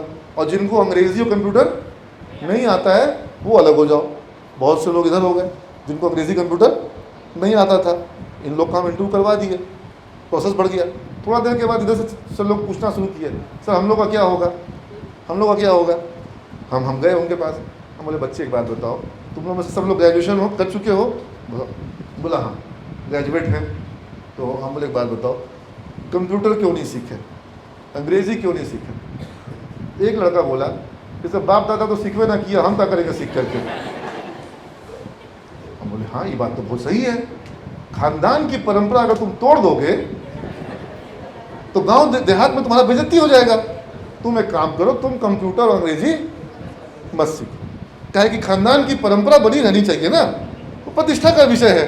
तो अगर यही माइंडसेट है किसी का यहाँ पर भी कि सर आप जो बोलिए, दादाजी परदादाजी, खानदान की परंपरा हमको निभाना है, हमको नहीं सीखना है, उसको पोदार सर कितना भी क्लास ले लेंगे कोई फायदा नहीं होगा। तो इसलिए माइंडसेट तो तुम्हारा सही होना जरूरी है कि नहीं जरूरी है? मान लो मेरी बात को। हम कुछ इलॉजिकल बोल रहे हैं तो बताओ, लॉजिकल बातें हो रही है ना? हाँ ठीक है। ग्रामर हम लोग पहले भी देखे कि व्याकरण बिना ध्यान दिए भी हम लोग हिंदी सही। और अच्छा, क्या तुमको लगता है किसी बच्चे को एकदम भी ग्रामर ना सिखाएं, एकदम भी ग्रामर ना पढ़ाएं, फिर भी वो अच्छी इंग्लिश बोल पाएगा? Yes, it's true. बिना बिल्कुल ग्रामर पढ़ाए भी हम अंग्रेजी बोलना सिखा। आप बांग्ला बोलोगे, बांग्ला में व्याकरणी होता है, व्याकरणी पढ़े बिना भी आप बांग्ला बोल सकते हो। आपको बांग्ला बोलने के लिए व्याकरणी पढ़ना का जरूरत। अब बहुत लोग मेरे फादर बहुत अच्छा बांग्ला बोलते हैं, बट बांग्ला पढ़ नहीं सकते। जो बांग्ला पढ़ नहीं सकता है उसको व्याकरणी पता होगा, उसको कोई व्याकरणी पापा जी को, लेकिन चूंकि पापा बंगाल में रहे हुए हैं तो बांग्ला खूब धारा प्रवाह बोलते हैं, खूब बोलते हैं, खूब उनको मज़ा आता है। भीषण मिष्टी बांग्ला भाषा। तो लेकिन आपको ग्रामर से कोई मतलब नहीं है, इसलिए दिमाग से निकाल दो ये सब। हम ग्रामर के विरुद्ध नहीं है, हम पढ़ाएंगे भी, लेकिन वो तुमको रोक नहीं रहा है। और शुद्ध ग्रामर बोलने के लिए जरूरी नहीं कि ग्रामर का रूल याद रखा जाए, ठीक है। हमको तो नहीं याद रहता, हम तो पदार्थ से ग्रामर का रूल पूछते हैं, हमको नहीं याद रहता, यही बोलते हैं नहीं ये रूल ठीक है। हम तो जाते हैं अपने अभ्यास पर, और मेरा काम किससे हो जाता है? अभ्यास से। हमको रूल नहीं पता, पढ़े होंगे भूल गए, मंच पे बोल रहे हैं कि हमको ग्रामर का रूल हम भूल गए, हम व्याकरण भी भूल गए, संज्ञा सर्वनाम कर्ता और वो कारक, तो तुमको याद है कारक वारक? जरूरत नहीं है, उसके बिना भी हिंदी बोल पाते हैं। ये सुनो, कारक के बिना नहीं बोल पाते हो? बोल पाते हैं। तुम्हारी दादी को कारक नहीं पता था, दादी फिर भी बोल पाती थी। ये सुनो, pronunciation will come from listening. Pronunciation पढ़ करके नहीं आएगा, और यहाँ तक कि अगर आप उसका सिलेबल जो होता है, जो वोकल वे में लिखा जाता है, आप सिलेबल पढ़ना भी सीख जाओगे तो भी फायदा नहीं होगा, जितना ज़्यादा आपको सुनने से फायदा होगा। तो प्रोनाउंसिएशन अगर आपकी गलत है क्योंकि आपने गलत सुना है, school, where, what are you doing, ये सब आपने गलत सुना तो आप गलत बोलते हैं, ठीक है। अभी स्ट्रक्चर, मेरा बहुत बहस हुआ पोदार सर से, इन्होंने बोला कि पूरा इंग्लिश को मैथ की तरह पढ़ा देंगे। संभव है, और कुछ टीचर्स पटना में बोलते भी हैं कि हम मैथ की तरह इंग्लिश को पढ़ाएंगे, लेकिन हमको लगता है कि इंग्लिश को मैथ की तरह पढ़ाने की ज़रूरत नहीं है। और ये स्ट्रक्चर जो होता है, इंग्लिश का स्ट्रक्चर अलग है, हिंदी का स्ट्रक्चर अलग है, और नाउन प्लस वर्ब प्लस ये प्लस वो करेंगे अगर हम, तो कभी हम इंग्लिश हम प्लस माइनस करते रहेंगे कि हम अपनी बात को बोलेंगे। ये बच्चों को बहुत गलत सिस्टम से पढ़ाया जा रहा है। स्ट्रक्चर का जो सिस्टम है, स्ट्रक्चर का नॉलेज टेक्निकल नॉलेज है, काम आएगा, लेकिन आपको अंग्रेजी बोलने के लिए स्ट्रक्चर जानने की ज़रूरत नहीं है। आपको ज़रूरत दूसरी चीज़ की है, हम लोग जल्दी से उसी पे आते हैं। अंडरस्टैंडिंग, अंडरस्टैंडिंग कैन कम ना, अंडरस्टैंडिंग तो आएगा आपके अंदर, और अंडरस्टैंडिंग आए बिना बाकी कोई भी चीज़ आपका होगा भी नहीं। जब तक अंडरस्टैंडिंग नहीं आएगा तब तक आपका रीडिंग राइटिंग स्पीकिंग कोई काम नहीं आएगा। जिस बच्चे ने भी बोला अंडरस्टैंडिंग, सही बोला है, अंडरस्टैंडिंग आपको चाहिए, ठीक है, लेकिन अंडरस्टैंडिंग कैसे आएगा ये हम लोग डिस्कस करेंगे। मैं ये नहीं कहता कि वर्ड पावर नहीं चाहिए या अंडरस्टैंडिंग नहीं चाहिए, लेकिन हाँ मैं ये जरूर कहूँगा कि अंडरस्टैंडिंग अभी भी जितनी है रीडिंग राइटिंग स्पीकिंग, उतनी अभी अंडरस्टैंडिंग ज़्यादा है कि नहीं है? मानते हो इस बात को कि सर अंग्रेजी का समझने की क्षमता ज़्यादा है, बोलने की क्षमता और लिखने की क्षमता, मानते हो इस बात को? यानी अंडरस्टैंडिंग काफ़ी हद तक सॉल्टेड है, काफ़ी हद तक अंडरस्टैंडिंग है। जितना अंडरस्टैंडिंग है उतना राइटिंग और स्पीकिंग नहीं है, ठीक है। हिंदी मीडियम, यहाँ बहुत सारे होंगे हिंदी मीडियम वाले, हैं यहाँ पे हिंदी मीडियम वाले? चलो, तो मैं भी हिंदी मीडियम से हूँ, ठीक है। I M thoroughly, in fact thoroughly नहीं बोल सकता हूँ, नर्सरी क्लास इंग्लिश मीडियम वाला था, उसके बाद से मैं हिंदी मीडियम में पढ़ा हूँ, ठीक है। अब वो नर्सरी में A for apple B for ball जितना फ़र्क पड़ा होगा, तो पटना सिटी में एक हिंदी इंग्लिश मीडियम का स्कूल था, वहाँ मैं नर्सरी में पढ़ा, उसके बाद से मैं हिंदी मीडियम टाइप से पढ़ा हूँ। और पटना सिटी से कोई है यहाँ पर? पटना सिटी, वहाँ पे चौक पे स्कूल है, मारवाड़ी हाई स्कूल, जानते हो? हाँ वहीं पढ़े, ठीक है। कैसा स्कूल है? कभी गए नहीं, बेकार से ही है, लेकिन हम तो गए तो वहाँ मिट्टी को माथे पे लगाएं, क्योंकि वहीं से सीखे, वहीं से पढ़े, जो बने हैं वहीं से बने हैं। तो वहाँ के गुरुजनों का भी योगदान है, जो जितना पढ़ाए, मतलब अगर वो नहीं उतना करते तो फिर हम कहाँ पहुँचते। लेकिन हिंदी मीडियम का स्कूल मेरा था, और बहुत से लोगों का स्कूल हिंदी मीडियम है, और उससे उनके अंग्रेजी बोलने की क्षमता में फ़र्क नहीं पड़ता है। हमारे स्कूल में कोई बहुत अलग तरह की पढ़ाई हो ऐसा कुछ भी नहीं था। इसलिए अगर आप ये सोच रहे हैं कि अंग्रेजी मीडियम आपका नहीं है इसके कारण, और अंग्रेजी मीडियम वाला कौन सा अच्छा इंग्लिश बोल रहा है, होगा यहाँ क्लास में? इंग्लिश मीडियम वाले बच्चे हैं कि नहीं यहाँ पर? हैं, मुझे पता है, मैंने इंटरव्यूज़ में देखा है, इंग्लिश मीडियम वाले बच्चे बहुत हैं हमारे यहाँ, लेकिन उनका भी मामला वही है, ठीक है। और एग्ज़ाम में लिखना अलग है और बोलने की क्षमता डेवलप नहीं है। लिखना तो फिर भी रट करके एग्ज़ाम के हिसाब से हो गया है, ठीक है। तो हिंदी मीडियम हो चाहे इंग्लिश मीडियम हो, इससे फ़र्क। अब जैसे मैं हमेशा कहता हूँ कि अगर एग्ज़ाम में आधा नंबर बोलने का होता तो शायद बोलना भी थोड़ा बेहतर हो जाता, लेकिन वो तो हुआ नहीं है। तो अभी बोलना भी लोगों का गड़बड़ है। लेकिन उसमें हिंदी मीडियम इंग्लिश मीडियम से बहुत फर्क, हाँ कुछ इंग्लिश मीडियम के ऐसे स्कूल हैं जहाँ के बच्चे अच्छी इंग्लिश बोल पाते हैं। वहाँ जो सिस्टम है, अगर वो सिस्टम हम लागू करें तो फ़ायदा मिलेगा, उसका फ़ायदा मिलेगा। वो सिस्टम क्या है उस पर हम आएंगे। Translation, this is the fact, you have been taught how to do translation, but I think you should completely get rid of the process of translation. Get rid of the process of translation. This is not going to help you out. आपको जो कुछ भी बोलना है आप straight away अपनी बात को इंग्लिश में बोलो. Don't conceive or compose your ideas in Hindi and then translate it in English. Sometimes the sentences are long, so what you do, you speak the first part in English and then the structure doesn't support and you're not able to complete your sentence in English because the way you think in Hindi, similarly you don't start the sentences in English. It may be slightly different. तो आप जो translation वाला काम करते हैं ये आपका कोई हित, नीरज हम लोग अगर थोड़ा भी ट्रांसलेशन करवा रहे हैं कम करवाइए, बंद करवाइए, हटवाइए, ठीक है ना। सीधा सीधा अंग्रेज़ी का प्रयोग पर फोकस बढ़ाना होगा। और ट्रांसलेशन के जैसे क्लासरूम में अंदर आने के लिए तुम लोग क्या बोलते हो? ट्रांसलेट करते होगे पहले मन में? ट्रांसलेट नहीं करते हो। देख रहे हो हम लोग हर जगह एक ही तरफ जा रहे हैं। किधर जा रहे हैं हम लोग कि जिस चीज़ का हमारा प्रैक्टिस है, जिस चीज़ का अभ्यास है वहाँ प्रॉब्लम, जिस वर्ड पावर का अभ्यास है वहाँ प्रॉब्लम। तुम लोग देख रहे हो ना, अल्टीमेटली सब बोर्ड पे कटते जा रहा है और सब कट जाएगा, सिर्फ एक ही चीज़ बचेगा। वो क्या बचेगा? प्रैक्टिस। क्योंकि वही है असली problem. That is the real problem कि वो प्रैक्टिस ही नहीं हुआ है। अदरवाइज ट्रांसलेशन करने की कोई ज़रूरत नहीं है, ठीक है।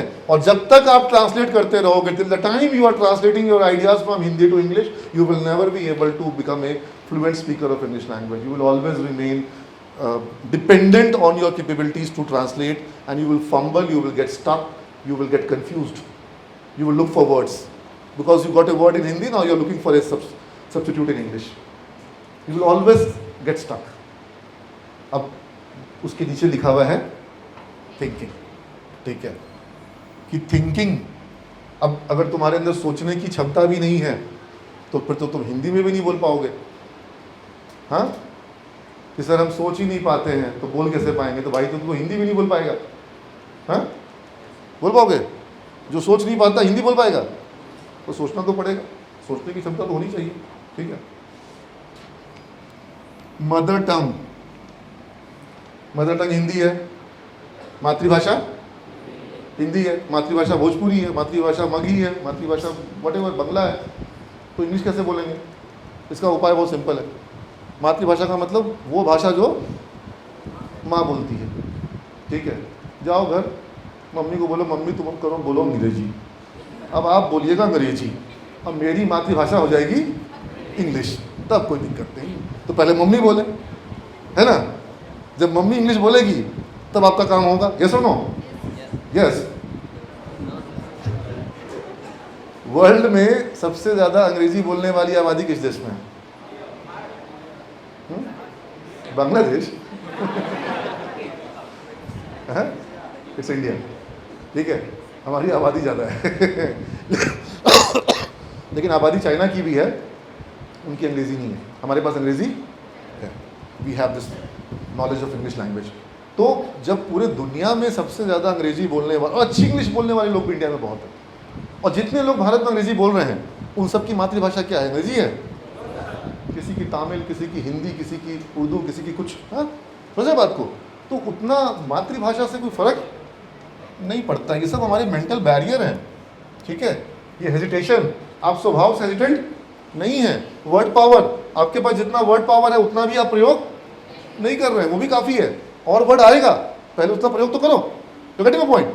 तो ये सब कट गया, बच क्या गया? प्रैक्टिस। और प्रैक्टिस क्यों नहीं हो पाता है? इन्वॉल्वमेंट नहीं मिल पाता है। अंडरस्टैंडिंग तो बढ़ते जाएगा ना, जितना प्रैक्टिस करोगे उतना अंडरस्टैंडिंग बढ़ेगा, और जितना अंडरस्टैंडिंग है उतना भी अभी बोलने की क्षमता नहीं। अंडरस्टैंडिंग ज़्यादा है, कैपेबिलिटी कम है, ठीक है। तो you need practice and you need an involvement for practicing, because if you start practicing at your home और with your friends At your village, at your hometown or any other place, usually you will come to listen. ज़्यादा अंग्रेजी मत झाड़ो यहाँ पर, है ना? ये तुमको सिमेज में भी कोई ना कोई बोल देगा कभी, हो गया सर चले गए, अब छोड़ो अंग्रेजी, रहने दो, ज़्यादा मत झाड़ो। इस पे बोलने पे नीरज यहाँ अंग्रेजी का 1000 रुपये का फाइन लगाओ इस सेंटेंस पर, ठीक है? अगर कोई बोले ना कि ज़्यादा अंग्रेजी मत झाड़ो, तो उसके ऊपर 1000 रुपये का फाइन होना चाहिए। देखो अंग्रेजी अच्छी है बुरी है, हम इस डिबेट पर, सबसे अच्छी हमारी हिंदी है, सबसे अच्छी हमारी भोजपुरी है। मगही महोत्सव में करता हूँ, है कोई मगहिया यहाँ पर? हाँ, तो हम मगही महोत्सव में गए थे। हाँ ठीक है, मगही, भोजपुरी, अंगिका, मैथिली सब प्यारी भाषा है, लेकिन अंग्रेजी एक वैश्विक भाषा जिसके बल पर भारत में सूचना तकनीक का, IT का इतना बड़ा कारोबार हुआ, और चलो कनेक्टिंग लैंग्वेज के रूप में, और आज तो टेक्निकल लैंग्वेज भी हमारी यही है। मैनेजमेंट पढ़ना है, कंप्यूटर साइंस पढ़ना है, तो वो टेक्निकल लैंग्वेज है। तो हम इसको अपनी एक व्यावसायिक आवश्यकता, प्रोफेशनल नीड के हिसाब से क्यों नहीं सीख रहे? पॉलिटिकल बनना है कि टेक्निकल बनना है? टेक्निकल बनना है, प्रोफेशनल बनना है। पॉलिटिकल बनना है तो बोलो कि नहीं, अंग्रेजी देश में नहीं चलेगा, जो लोग अंग्रेजी थोपेंगे हम उनका विरोध करेंगे। ठीक है, कर लो विरोध, नेतागिरी कर लो, उससे जॉब मिलेगा, करियर बनेगा, ग्रोथ होगा, एक्सपोर्ट होगा, फॉरेन इनकम, कुछ नहीं होगा। लेकिन वोट के लिए नेता ये सब बात बोलेंगे। यहाँ तक कि हमारे समय में बिहार बोर्ड में कर दिया गया था, अंग्रेजी में फेल हो पास हो कोई फर्क नहीं पड़ता है, वोटर खुश हो गया। लेकिन क्या हुआ, बच्चों का अंग्रेजी खराब हो गई। ठीक है, हमको अंग्रेजी को अपनी ताकत बनानी चाहिए, it should become our power. और बिहार का बच्चा इतना ताकतवर है कि अंग्रेजी को मजबूत कर सकता है। मेरी बात तुम्हें समझ में आ रही है कि नहीं आ रही है?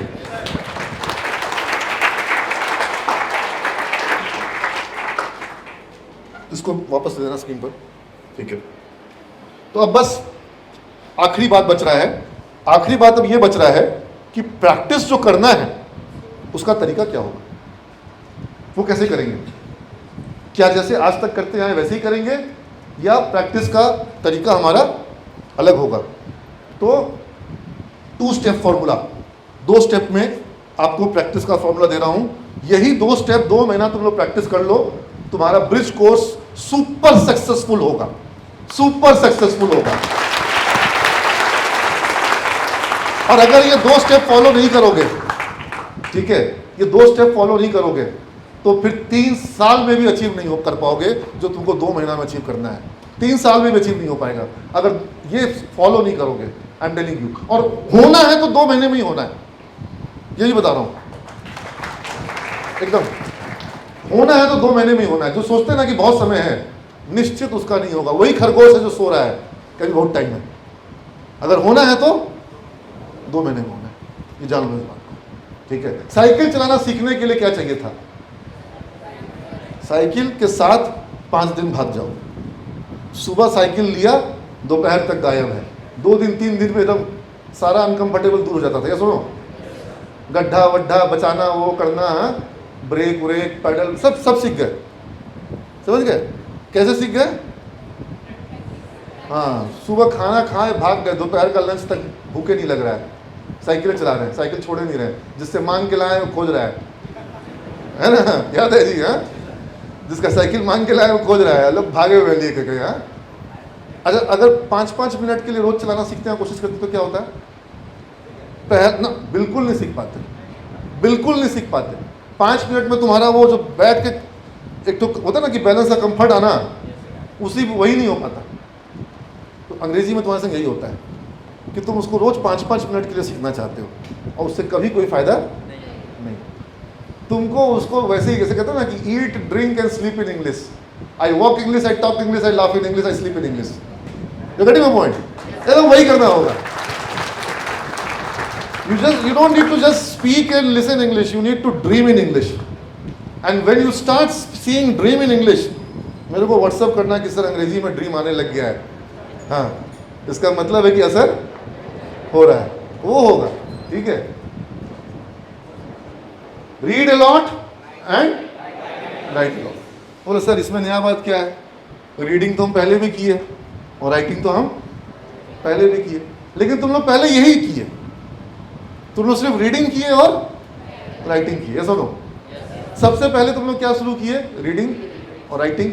इनफैक्ट ए लिखने से स्टार्ट किए थे, राइटिंग से स्टार्ट किए थे, है ना। इंग्लिश में गाड़ी उल्टी चलती है, स्टार्टिंग होता है लिखने से, फिर होता है पढ़ने से। सुनना और बोलना ये अंग्रेजी में बहुत कम हुआ तुम लोग का, क्या सुनो? सारा प्रैक्टिस किस चीज का हुआ है? Reading and writing. Listening and speaking ये हुआ तुम लोग का। आज लिसनिंग की क्लास कभी, today is the class for listening in English language, today we will practise listening ना। वो कभी हिंदी में क्या हुआ? क ख ग घ से शुरू किए थे ना। क ख ग घ पहले मेरा लाजा बेटा, पापा बोलो पापा, मम्मा बोलो मम्मा। पहले शुरुआती बोलने से हो रही है। हाँ, क्या पिएगा? पानी पिएगा, मम्मी पिएगा, ऐसे पिला रहे हैं बच्चा। शुरुआत उसकी कहाँ से हो रही है? लिसनिंग से। सबसे सुन रहा है बच्चा, सब कुछ सुन रहा है, लगातार सुन रहा है। अभिमन्यु पेट में सुन रहा था, ठीक है ना। बच्चा सब सुन रहा है, लिसनिंग जारी है।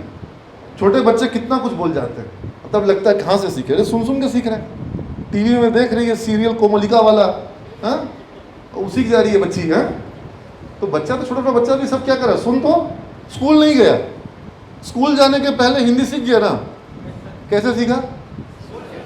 सुन करके। इंग्लिश नहीं, सुने नहीं, क्या किए? लिखे। और अब बताओ, मेरे पापा बांग्ला सीखे लिख करके और पढ़ करके कि सुन करके और बोल करके? तो सुन करके। अच्छा, तुमको बंगाल भेज देंगे, तुम बांग्ला सीख जाओगे? नहीं सीख जाओगे। कैसे सीखोगे?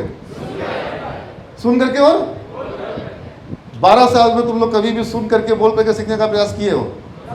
हमेशा क्या प्रयास किए हो? लिख करके और पढ़ करके, ग्रामर से और स्ट्रक्चर से, ट्रांसलेशन से। कभी भी तुम्हारा सही प्रयास, मानोगे इस बात को? तो जो 12 साल की है वही करे कि नया चीज करे? नया चीज। नया चीज अब होगा। अब ये नया है जो तुमको करना है। नया तुम्हारा होगा स्पीकिंग। मतलब स्पीकिंग भी नहीं, सबसे पहले तुम्हारा नया होगा लिसनिंग। और लिसनिंग के साथ जुड़ा हुआ है अंडरस्टैंडिंग। ये यहां पे था। सबसे इंपॉर्टेंट जो तुम्हारा ये रीड और राइटिंग इंपॉर्टेंट नहीं है, इंपॉर्टेंट है तुम्हारा लिसनिंग। क्या है? और लिसनिंग के साथ अंडरस्टैंडिंग। ये फर्स्ट स्टेप। इसका कितना प्रैक्टिस करते हो? ठीक बोल रहा है? ठीक है, बहुत कम, ना के बराबर। Do you want to listen English content on a daily basis? Should I share content in English on a daily basis? मैं कुछ वीडियोस ग्रुप में डालता हूं, तुम लोग देखते हो? मैं इंग्लिश में वीडियोस डालूं, सिंपल इंग्लिश में डालूंगा, सिंपल इंग्लिश में वीडियोस, ठीक है। और कुछ चैनल शेयर करूंगा, उन चैनल पर कुछ इंग्लिश का ड्रामा होगा, कुछ इंग्लिश का उसके अंदर में सीरियल्स होंगे, कुछ इंग्लिश में कन्वर्सेशन होगा, शाहरुख खान का स्पीच होगा, प्रियंका चोपड़ा का स्पीच होगा, सचिन तेंदुलकर का स्पीच होगा, विराट कोहली का स्पीच होगा। किसमें होगा? सुनोगे उनको? जो वो बोल रहे हैं वो लिखा हुआ भी आएगा, यानी समझने में दिक्कत नहीं होगा। और उस चैनल पे बहुत तरह का कंटेंट होगा। साउथ का पिक्चर देखते हो तुम लोग? हिंदी में डब रहता है, इंग्लिश में डब देखोगे, है ना। साउथ का पिक्चर वही, लुंगी उठाया, झाड़ा तो विलन फेंका दिया तूफान आ गया एक बार ऐसे पाँव मारा तो पूरा दूर तक तूफान आ गया। वो साउथ वाला पिक्चर जो है, I am not too much into those kind of movies, but there are lot of South Indian movies. I am not endorsing the quality of the movie, of the content. अब तुम बोलोगे घर में कि ये सब फालतू सिनेमा है, सर बोले हैं, मैं वो बोल के नहीं बोल रहा हूँ। मैं सिर्फ ये बोल के बोल रहा हूँ कि अगर तुम साउथ इंडियन मूवी कंज्यूम करते हो, उसी मूवी को कंज्यूम करो किस लैंग्वेज में? इंग्लिश में। अक्षय कुमार की, अमिताभ बच्चन की सिनेमा को, आमिर खान के सिनेमा को इंग्लिश में देखोगे? नहीं, यस और नो? हाँ, तो वो दिखाएंगे। पोदार सर को स्पेशल क्लासेस दिया गया है जिसमें वो कई सारे इंडियन मूवीज जो कि इंग्लिश में है वो दिखाएंगे।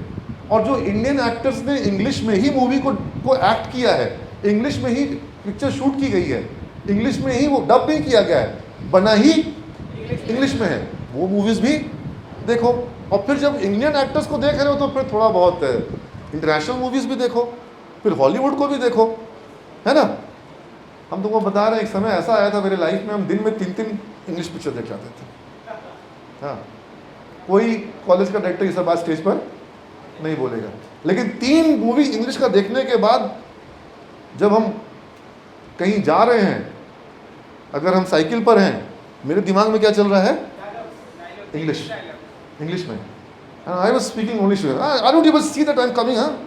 These buggers, they don't know how to ride the cycle on the road. Everything is going in my mind in English. Because I have watched 3 movies in English. Getting a point? तुम लोग बहुत binge watching करते हो, हाँ? किसी के पास OTT है, किसी के पास Netflix है, कोई किसी के पास Telegram है, किसी के पास कुछ है, हाँ? इंग्लिश में देखो, ठीक है? Start your consumption of English. Your brain is like a foam. जितना ज़्यादा फोम को पानी मिलता है, फोम क्या करता है? अब फिर जब स्क्वीज करेंगे तो उससे नल में पानी नहीं आ रहा है। अब उसका प्रॉब्लम क्या है? हो सकता है टंकी में पानी नहीं हो, है ना। तो टंकी को पहले भरो। टंकी भरने का तरीका क्या है? इंग्लिश मूवीज देखो, ठीक है, इंग्लिश डॉक्यूमेंट्रीज देखो, इंग्लिश न्यूज़ देखो, ठीक है। अब कॉलेज में भी if teachers start speaking in English, supposedly I talked about schools where students are able to speak in English. English medium school Patna बगल में नॉटरडेम एकेडमी है, नॉटरडेम एकेडमी, वहाँ बच्चियाँ अच्छी इंग्लिश बोलती हैं। क्यों बोलती हैं? Yes, because in that school, apart from Sanskrit and Hindi, in no other class, no Hindi words are ever used.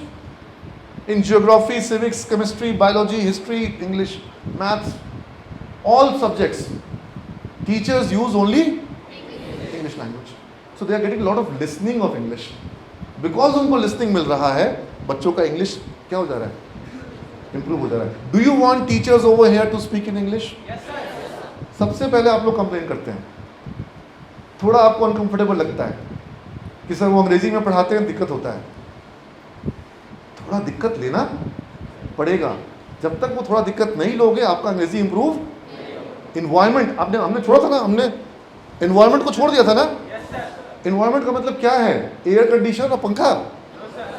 Environment means an environment where you get listening of English language and where you are encouraged to speak in English. So that environment we need to create, that can be created only if teachers speak in English, if students respond in English. I am not bothered if you commit mistakes. Nobody is going to judge you. You have that problem that you are fearful of being judged. Never judge them. कोई teacher को सबको बोल दो, जज नहीं करना है। हम आ करके तुम्हारी क्लास में रोज गलती बोलेंगे अंग्रेजी, आई मिस्टेक डू, कोई फर्क नहीं पड़ता है, ठीक है। बोलना महत्वपूर्ण है, नल का खुलना जरूरी है। नल खोलेंगे तो गंदा पानी आएगा ना, जो नल आज तक खुला नहीं, जो नल आज तक नहीं खुला, खोलोगे तो गलत पानी आएगा, गंदा पानी आएगा। टंकी भर भी देंगे तो भी तो गंदगी आएगी ना। अब क्या करोगे? नल बंद कर दोगे? खुला छोड़ दो, गंदगी निकलने दो। पहले तो एक बार उसको फोर्स आने दो, पाइप जाम है उसको, पहले पाइप को क्लियर होने दो। वाटर प्यूरिफायर लगाएंगे बाद में, अभी लगा देंगे तो फिर हाँ फ्लो ही रुक जाएगा। समझ रहे बात को? यहाँ सब ऐसा बैठा हुआ है कि हंस, देखो ना वो लड़की हंस दी, आगे से बोलबे ना करेंगे हम। समस्या है भाई, दूसरे चक्कर में हंस रही है, तुम अपने ऊपर ले रहे हो। इसलिए तुम लोग एकदम लोड लेने का जरूरत नहीं। जो जैसा बोल रहा है, किसी का कम है, किसी का ज्यादा है, प्रयास। अच्छा, एक बच्चा मिला, उसको सिंपल टॉपिक दिए, कुछ नहीं बोल पा रहा, कुछ नहीं बोल पा रहा, तैयारी नहीं है बोलने को। हम बोले काम करो, तुमको अपने गांव के बारे में बोलना है, हिंदी में बात बोलो। बोला मेरा गांव बहुत सुंदर है। क्या बोला? हम बोले इसको इंग्लिश में बोलो, माई विलेज इज ब्यूटीफुल। तुम तो बोल पा रहे हो, तुम तो, ये फैक्ट है, तुम लोग सबके साथ है। समझ लो बात को? It is not that you don't know, it is that you are not attempting, you don't attempt, you don't try yourself. You are so much hesitant, आप इतना हेजिटेंट हो जाते हो, मत हो, ठीक है। तो लिसनिंग होगा और फिर क्या होगा, अंडरस्टैंडिंग होगा और फिर क्या होगा, स्पीकिंग होगा। और स्पीकिंग होगा उसके बाद आएगा रेक्टिफिकेशन। पहला स्टेप जो है, जो हम यहाँ लिख नहीं पाए इसमें, यहाँ पर टाइम नहीं है, पहला स्टेप है लिसनिंग और अंडरस्टैंडिंग, और दूसरा स्टेप है स्पीकिंग और रेक्टिफिकेशन। स्पीकिंग के साथ रेक्टिफिकेशन है, लिसनिंग के साथ अंडरस्टैंडिंग है। समझ में आ गई बात को। और जिसको कुछ नहीं आता है, जिसको ABCD का मतलब नहीं पता है, कौन सा B है, कौन सा C है, कौन सा L है, कौन सा M है, नहीं पता है, उसको हम लोग अंग्रेजी बुलाएं। और बिना कोई ग्रामर, ऑब्वियसली ABCD नहीं आता तो ग्रामर क्या आएगा, ठीक है। सिर्फ किस चीज़ से, लिसनिंग और अंडरस्टैंडिंग, ठीक है, और स्पीकिंग से, ठीक है। तो तुमको भी वही करना है। You need to practise listening of English language, speaking and rectification. Rectification will happen, और जब जब रेक्टिफिकेशन होगा, क्लास में जब जब रेक्टिफिकेशन होगा, कुछ लोगों को थोड़ा बुरा लगेगा, वो बुरा महसूस नहीं करना है, ठीक है। अगर कोई दोस्त रेक्टिफाई कर रहा है, उसको भी अपने पक्ष में लेना, ठीक है। Everybody clear about this thing? Can you repeat the two steps? What step 1, step 2, ठीक है, क्लियर रहेगा। एक छोटा सा डेमो अभी करवाएंगे, ठीक है। ये मेरे मित्र पोदार से बहुत अच्छे से कराते हैं, इसलिए मैं उनके ऊपर छोड़ के जाऊंगा, लेकिन जो बेसिक मेरा कॉन्सेप्ट है वो मैं बता देता हूँ कैसे करना है आप लोग को। आप लोग सब दो के ग्रुप में हो, ठीक है, तो अपने अपने दोस्त की तरफ मुंह कर लो, ठीक है। हाँ, और उधर जाओ तुम, हाँ तुम लोग, अरे कहाँ उधर जा रहे हो, इधर तुम्हारा दोस्त इधर है, तुम्हारा ध्यान किधर है, तुम्हारा यार इधर है। That simple part we did beforehand. Simple part, introduction part, knowing each other, that we did before. No, we won't be doing introduction right now. Check, check. I would be going for 2 sessions. 2 sessions. हाँ, 1 heated session, That is fine, that is fine. हाँ, That is fine. करवा लोगे तुम अच्छे से, हम rule बता के निकल जाएंगे वहाँ, ठीक है। अपने अपने फ्रेंड का हाथ पकड़ के दिखाओ, पार्टनर का हाथ पकड़ो, हाँ, अरे सही से हाथ पकड़ ले यार, वो कुछ गड़बड़ पार्टनर नहीं है, बस अभी हाँ, मालूम पड़ा कि सर आप तो गलत बात बोल दिया, ऐसा कुछ गलत नहीं बोल रहे। प्रैक्टिस पार्टनर है, सब 2 के ग्रुप में है, ठीक है। उधर नहीं है तो 3 का ग्रुप बना लेंगे, ठीक है। हाँ, 2 है, कहीं पे कोई और अकेला है, जो अकेला है खड़ा हो जाओ, हाँ, और कोई अकेला है, जाओ जाओ, तुम्हारा पार्टनर पीछे है, जाओ, हाँ, ठीक है। रूल समझ लो। मैंने बोला अक्सर ऐसा होता है कि जब कोई अंग्रेजी बोलने में ऊर्जा लगती है, क्या लगती है, ऊर्जा। और जब लोग थोड़ा सा क्या होता है ना कि झगड़ा वगड़ा करते हैं, कुछ देखते हो कुछ लोग अंग्रेजी बोलने लगते हैं, यू डोंट नो मी, हाँ I will teach you lesson, हाँ यू विल रिग्रेट, हाँ, बहुत अंग्रेजी बोलने लग जाते हैं लोग। एयरपोर्ट पे अक्सर लोग झगड़ा करते हैं, क्या करते हैं, अंग्रेजी बोलने लग जाते हैं, ठीक है। तो ऊर्जा लगती है, तो फाइटिंग में अंग्रेजी बड़ा आराम से निकलता है। और इंडियंस क्या है ना, they can fight on anything. हाँ, supposedly somebody is appreciating somebody, कोई किसी का कुछ तारीफ ही कर दिया, उसी पर भी लोग, हाँ शर्ट अच्छा लग रहा है, मतलब शर्ट अच्छा, हम अच्छे नहीं है क्या, हाँ? मतलब I don't know, I am not giving you clues, but if somebody is in a foul mood, they can argue, and they can argue like anything, and it can, बात से बतंगड़ बन जाता है, ठीक है, कुछ का कुछ होने से हो जाता है। हाँ, तो ये आप लोग को करना क्या है अभी कि एक दूसरे से आपका बहुत दोस्ती शायद अभी नहीं होगा, फिर भी बिना झिझक किए, बिना संकोच किए, just because you are having a fight session where you have to argue and you have to speak something maybe about your place, about your course, about your subject, about your location, about your plan, whatever, and gradually you will end up having a argument, ठीक है, fight session, loudly, जोर जोर से, ठीक है, और सब लोग एक साथ, सारा पूरा क्लास एक साथ, एकदम हीटेड एनर्जी, एकदम पूरा एनर्जी एटमॉस्फेयर चार्ज अप, ठीक है। जैसे एग्जाम्पल के लिए अगर हम उदाहरण से कैसे कभी करके देखते हैं, हो पाता है कि नहीं हो पाता है, हाँ? Why me? हाँ? No, why me? No, because I No, have why this, me? You have this tendency. I will That is not why. do- I will No, not no, do no, no. that. This Why is not the will first time this is I happening. will not do that. Not the first time this is happening. Yes, You leave it.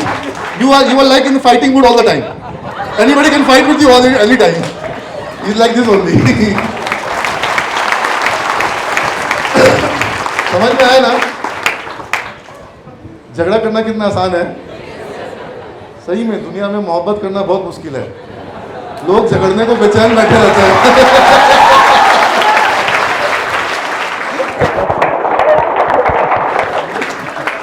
तो हम लोग second session जो करेंगे वो प्रेम मोहब्बत वाला करेंगे.